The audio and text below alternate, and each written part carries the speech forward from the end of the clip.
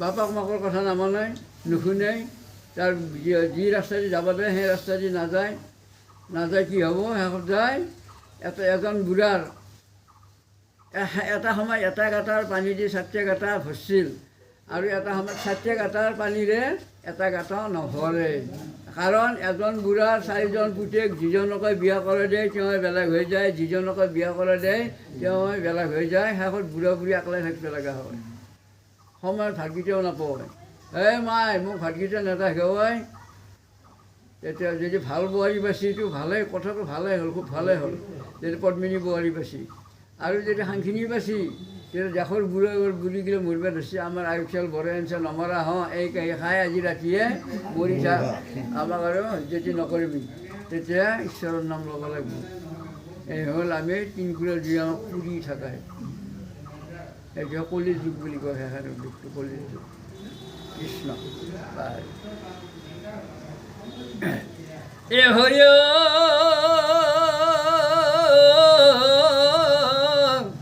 পৰম মধুৰ মূৰুতি কটুল নুহিকে কৌটি মদনে কৌটি একহি সম প্ৰকাশন্ত বহি ৰত্ন সিংহাসন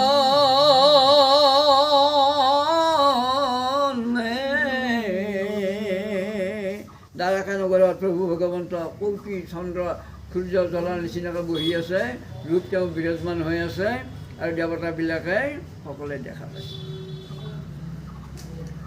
এ হৰি পৰম মধুৰ মূৰুতি কটুল নুহিকে কুটি মদনে কৌটি একহি সম প্ৰকাশন্ত বহিৰত সিংহাসনে ৰূপৰ প্ৰভুৰ ৰূপৰ প্ৰভাৱ দেখিয়া দেৱগণ হৰ্ষগীত লাগিলা ধিয়ান এ সভা হৈয়ান নভা হৈয়ান আনন্দে নধৰে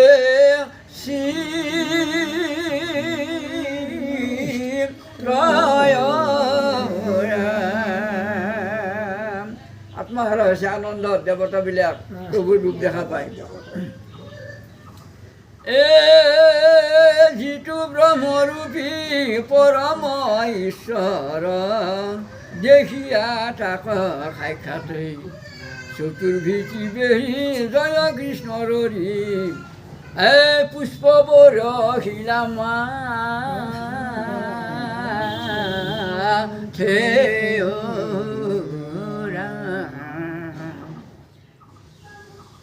একেবাৰে প্ৰভু ভগৱন্তৰ গাত ফুলেদি বৰষুণ দিয়া দিছে। এ হয় ব্ৰহ্মা মহেশক আগা কৰি ভৈলা দেৱগণয়াক হৰি কৃষ্ণৰ সন্মুখে স্তুতি আৰম্ভিলা কৰ জোৰে জানো পাৰি।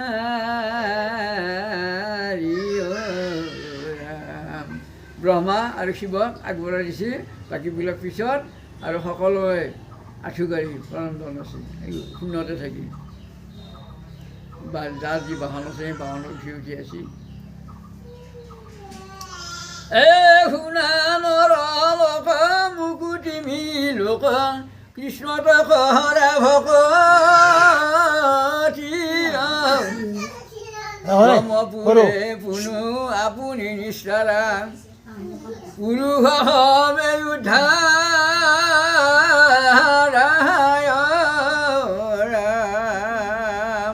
হে নৰলোক, হে বান্ধৱ সমস্ত, হে আই মাতৃ সমস্ত, আপোনালোকে যদি মুকুতি চাই, মুকুতি বিচাৰে, কি কৰক, প্ৰভু ভগৱন্তৰ নাম লওক। নাম ল'লেহে মুকুতি পাব। শাস্তি শালুক্য শাৰূপ্য শাধুৰ্য নিৰ্বাণ। নাম বিনে এই কলিৰ দিনত আৰু গতি নাই। আমি কৰি আছোঁ যদিও কলিৰ নামৰ প্ৰভাৱে শ্ৰেষ্ঠ প্ৰভাৱ। এই কলিৰ ভয়ত ৰাস হৈয়া ধৰ্ম যত একথা নহৈয়া ৰৈলা হৰিৰে নামত। বাকীগিলা ধৰ্ম আহি চব নাম ধৰ্মত চামিল আছে, এটা আছে। কলিত হৰিৰ কীৰ্তন বিনয়ে আনমতে চাৱে গতি যেন কুলবধূই নিজৰ স্বামীতে দিয়ম অয়ে হজে গয়া উপপতি উপপতি ভজাৰ নিচিনা হয় যদি নাম ধৰ্ম এৰি অন্য ধৰ্ম লোৱা হয়। কিন্তু হিংসাও কৰিব নাপায়। সুন্দৰভাৱে গুৰুজনাই লিখি থৈ গৈছে, কি কৈছে? পৰৰ ধৰ্মক নিহিংসিবা কদাচিত, কৰিবা ভূতক দায়া সকলো নচিত, ভুইব শান্ত চিত্ত সিটো ভকত বৎসল, এই ভাগৱত ধৰ্ম জানা মহাবল। যোনে যিটো কৰিছে কৰক, হাকা বাধা কৰিব নালাগে, কৰিব নাপায়। কিন্তু নামেহে তৰণৰ উপায় দিব, বাকীবিলাকে তৰণৰ উপায় দিব নোৱাৰে। যেনে আমি ঔষধ খাই আছোঁ, এটা হ'ল কি ভাল ঔষধ, কাম অহা ঔষধ, আৰু এটা হ'ল কাম নহা মেৰ্য ঔষধ।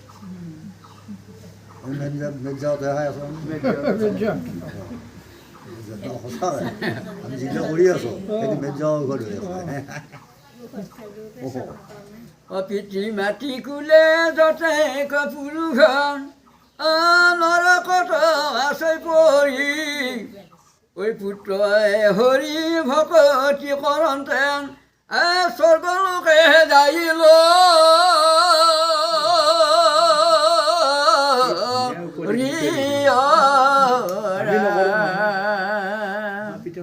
সুপুত্ৰ যদি জন্মাই সাত পুৰুষকে উদ্ধাৰ কৰে। যদি একান্ত ভকত হ'ব পাৰে, একান্ত ভকত হোৱাটো বৰ কষ্টদায়ক আৰু নোৱাৰো কোনো কাৰণ নাই, যত্ন কৰিব লাগিব। সামান্য ভকত, মধ্যম ভকত, উত্তম ভকত, উত্তম ভকত, আৰ্ত, আঠাৰ্থী, জিজ্ঞাসু, জ্ঞানী, এই 4 প্ৰকাৰ ভকত। তাৰে ভিতৰত শ্ৰেষ্ঠতকৈ শ্ৰেষ্ঠ ভকত হ'ল কোন? বিদুৰ, জাম্বুবন, হনুমান, বিভীষণ, মৈত্ৰেয়, বিদুৰ, উদ্ধৱ, এই 6জন হ'ল শ্ৰেষ্ঠতকৈ শ্ৰেষ্ঠ ভকত। বাকীবিলাক তাৰ তলত ভকত, সামান্য ভকত, মধ্যম ভকত, উত্তম ভকত। কিন্তু শ্ৰেষ্ঠতকৈ শ্ৰেষ্ঠ ভকত এই 6জন। আৰু 12জন হ'ল বৈষ্ণৱ, ব্ৰহ্মা, হৰ, মনু, কপিল, কুমাৰ, শুক, বলি, ভীষ্ম, ৰাই, নাৰদ, প্ৰহ্লাদ, জনক, আমি সেই 12জন সমুদায়। এওঁবিলাক হ'ল বৈষ্ণৱ ভকত আৰু বৈষ্ণৱ। ভয়ক্ষৰে ভগৱন্ত ভৱ ভয় বিমোচন, ভজন ভক্তিতে পূৰ্ণ হয় যিটো জন। ক শব্দে কৃষ্ণ ভক্তি পবিত্ৰ পৰম, আত্মাক মানন্ত কৃষ্ণ সমস্ততে সম। ত শব্দে তৰণৰ উপায় শৰণ, হৃদয় পদ্মত ধৰে কৃষ্ণৰ চৰণ। অ ভাই মুখে বোলাৰাম, হৃদয় ধৰা ৰূপ, এতেকে মুকুতি পাইবা কহিলো স্বৰূপ। প্ৰভু ভগৱন্তৰ নাম ল'লেহে আমি তৰণৰ উপায় পাম, নহ'লে আমি তৰণৰ উপায় নাপাওঁ। আমি কেৱল মায়াত মৰিছোঁ, মায়াত পৰি ডুব যাই আছোঁ মায়া সাগৰত। মায়া কাৰ সৃষ্টি? প্ৰভু ভগৱন্তৰে সৃষ্টি। অনন্ত কোটি ব্ৰহ্মাণ্ডৰ স্ৰষ্টা নিয়ন্ত সংহাৰন্ত প্ৰভু ভগৱন্তই পোনপ্ৰথমে মায়া সৰ্জন কৰিছিল। মায়াৰ দ্বাৰাহে তেওঁ জড়জগতৰো জীৱ জগতৰ সৃষ্টি কৰে। গোটেইবিলাক নশ্বৰ জড়জগত জীৱ জগতৰ। প্ৰভু ভগৱন্ত অবিনশ্বৰ, তেওঁৰ জন্ম নাই, মৃত্যু নাই, লয় নাই, ক্ষয় নাই। প্ৰভু ভগৱন্তৰ নাম ল'লে আমি তৰণৰ উপায়টো পাম, বাকী কৰিলে আমি তৰণৰ উপায় নাপাওঁ। আমাৰ এটা কোনো আপোন নহয়, আমাৰ দেহটো আপোন নহয়। দেহটো একদিন ইয়াতে পৰি থাকিব, পঞ্চভূতি দেহা পঞ্চভূতিতে বিলীন হ'ব। আমি যাবৰ দিনা 100 পুৰা মাটি, 100টা হাতী, 100খন গাড়ী, এইবিলাক আমাৰ লগত নাযায়। 7 তালাক বিল্ডিং আমাৰ লগত নাযায়। আমি যে মহাধন সঞ্চয় কৰিছোঁ, ঈশ্বৰৰ নাম লৈছোঁ, ঈশ্বৰৰ নাম হ'ল মহাধন। আমাৰ পুণ্যৰ ভঁৰালটো টনকিয়াল হৈছে, আমাৰ সেইখিনিহে যাব। আৰু যদি সেইখিনি কৰিব নোৱাৰোঁ, পাপৰ বোজাটো লৈ যাব লাগিব। যাই আমি 84 লক্ষ বাৰ নানা যোনিত জন্ম গ্ৰহণ কৰি আহি আহি আহি আহি আহি শেষত নৰতনু পাইছোঁ, মানৱ দেহ পাইছোঁ। এই মানৱ দেহ পাইছোঁ। এই মানৱ দেহ পাই যদি আমি ঈশ্বৰৰ নাম নলওঁ, কেৱল আমি মায়াতে অন্ধ হৈ থাকোঁ, আমাৰ তলত দুৰ্ভগীয়া কোন আছে? আমি হাতেদি কাম কৰিব লাগিব আৰু মুখেদি নাম ল'ব লাগিব। ঈশ্বৰৰ নাম যদি লওঁ আৰু হাতেৰে কাম কৰোঁ, আমি তৰণৰ উপায়টো পাম। ডাঙৰ ভকত হ'ব নোৱাৰিলে সাধাৰণ সামান্য ভকত হৈও তৰণৰ উপায়টো আমি নিশ্চয় পাম, আমি মুকুতি পাম। লগত কি নিৰ্দিষ্ট বস্তু? এইটো মহাধন হ'ল নামধন। পাপাৰ মৰাৰ পাছত দুটা বস্তু লৈ যায়, মৰাৰ পিছত দুটা বস্তু এটা হ'ল ভাল আৰু বেয়া। সেইটো পাপাৰ গুণ। পাপ আৰু পুণ্য, ভাল আৰু বেয়া, সেই দুটা। যদি ভাল কাম কৰিছোঁ আৰু জানো ইয়াতেও প্ৰশংসা কৰিব মানুহে, অমুক মানুহটো খুব ভাল আছিল, তাতো হ'ব যায়, চবতে হ'ব। তাতো স্থান পাব। তাত যায় যায় যায়। আমি জন্মটো দ্বিতীয় বস্তু, যাওঁতে দ্বিতীয় বস্তু। আমি তাতে এতিয়া জীয়াই থাকোঁতে আমি ঘৰটোত কি থ'ম, ভাল ঘৰ আমি বান্ধি থবাই লাগিব, আমি থকা ঘৰটো আৰু পুণ্যৰ ঘৰটো। যদি আমি অকৰ্ম কৰোঁ, কুকৰ্ম কৰোঁ, তেনেহ'লে আমাৰ ওলাই পাইছি নধৰা দুখ আকৌ সেয়ে হ'ব যায়। সেয়ে হ'ব। সেইকাৰণে এইটো কৰিব গ'লে আমাক সংগ লাগিব। সংগ হ'ল প্ৰধান।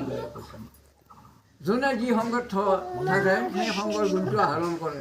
যেনে পানী, গো ভক্ষণ মহাপুণ্য, বোৱাৰী আছে ঘৰ শূন্য, গুৰু ভজিলে সৰ্বনাশ, ভকত বৈষ্ণৱ মহন্ত হয় নাখায় মদ, কি জানিবা ভক্তিৰ তত। গো শব্দ হ'ল বেদ, গো ভক্ষণ মহাপুণ্য। গো শব্দ হ'ল বেদ, বেদৰ বাণীবিলাক সাৰমৰ্ম আনি ভাগৱতৰ এতে গুৰুজনাই লিপিবদ্ধ কৰিছে। এই ভাগৱতৰ ৰস চৌৰ চাতুৰী শৃংগাৰ মাধুৰী বীৰ বীৰত্ব লাৱণ্য কলা কৌশল সুগন্ধি, এই ৰসৰস যে পান কৰিছে তেওঁ মহাভাগ্যৱান, তেওঁ পুণ্যৱান, তেওঁ মুকুতিৰ পাত্ৰ, মুকুতি লাভ কৰিব। বোৱাৰী আছে ঘৰ শূন্য, বোৱাৰী আছে ঘৰ শূন্য, 3-4জনী 4-5জনীমান বোৱাৰী আছে, কিন্তু ঘৰ শূন্য। শূন্য মানে কি, ল'ৰা পুতেকেও চাকৰি কৰে, বোৱাৰীহঁতেও চাকৰি কৰে। পুৱাৰ পৰা সন্ধিয়াবেলাকালি ঈশ্বৰৰ নাম সেইখন ঘৰত নাই, মানুহ গেলি বহিবও নাযায়, পিঁপৰাও সোমাব নোৱাৰে, চাৰিওফালে পাকা আগৰ মেৰি থৈ দিছে, কিন্তু ঈশ্বৰৰ নাম নাই। যেতিয়া ঈশ্বৰৰ নাম নাই সেইখন ঘৰত বোৱাৰী থাকিলেও শূন্য, বোৱাৰী আছে ঘৰ শূন্য। ভাতিক বধিলে স্বৰ্গত বাস, ভায়াঘাটক যদি কুপে কুপে মাৰিব পাৰে ঠেলা ধুৰে দি লোহাৰ টাঙানে দি স্বৰ্গত বাস হয়।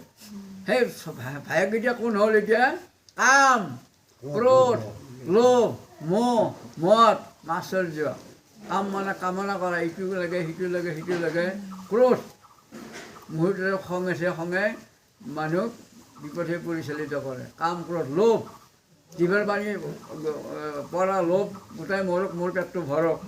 কাম, ক্ৰোধ, লোভ, মোহ, মায়া মোহত পৰি নকৰিব লগা বৃত্তিবিলাকো কৰিব, কৰি কৰি কৰি একেবাৰে শেষত যায় নৰকগামী হ'ব। কাম, ক্ৰোধ, লোভ, মোহ, মদ, অহংকাৰ, মোৰ ইমান টকা আছে, মই সিহঁতক মাৰিব পাৰিম, সিহঁতে কি কৰিব মোক, গাঁওখনত ময়ে বৰ ডেকা, মোৰ তলত গোটাইগিলা চলিব লাগিব, সেইটো অহংকাৰ। মই ধনৰ বেছি, মোৰ ধন আছে। কাম, ক্ৰোধ, লোভ, মোহ, মদ, মাশ্চৰ্য। মাশ্চৰ্য হ'ল আনৰ হোৱা দেখিব নোৱাৰা পৰ শ্ৰী কাতৰতা। এওঁৰ হচি ধন কেনেকৈ এওঁক বিনাশ কৰোঁ, কেনেকৈ চলাই বলে কলে কৌশলে পানী বুগৰি দিব পাৰোঁ, এইটো সেই ধাৰণা, এইটো গিলে এৰিব লাগিব। কাম, ক্ৰোধ, লোভ, মোহ, মদ, মাশ্চৰ্য, এই ৰিপু ছয়টা দমন কৰিব লাগিব। কিন্তু আমি হেৰিতে ঈশ্বৰ আছে।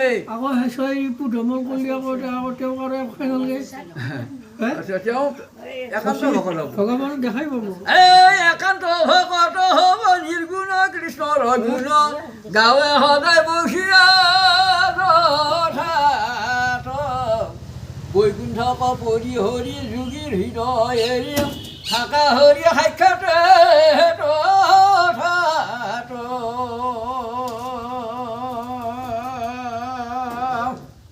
এইবাৰ একান্ত ভকত।